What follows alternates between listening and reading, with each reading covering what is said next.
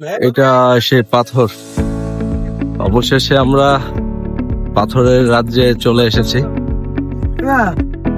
আসলে হিউজ পরিমাণ পাথর। এই পাথরগুলো আপনারা দেখতে পাচ্ছেন আমার পিছনে, এবং এর পাশেও অনেক দূর যেতে হবে এই পাথর যদি আপনি দেখা শেষ করতে চান। আই হোপ পারবেন না।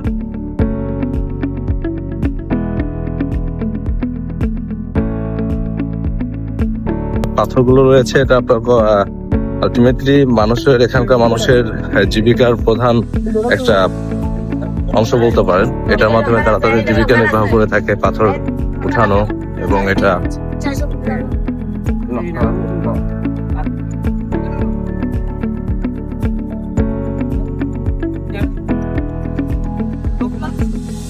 রোদে খুবই নাজেহাল একটা অবস্থার মধ্যে দিয়ে যাচ্ছি।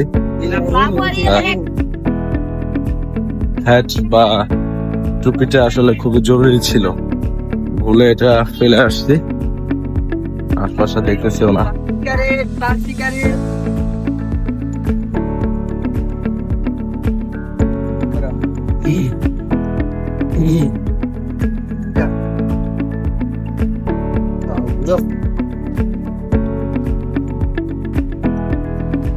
এখানে যে বিভিন্ন ধরনের সিটিং এরিয়া আছে, আপনারা চাইলে এইসব জায়গাতে বসতে পারবেন।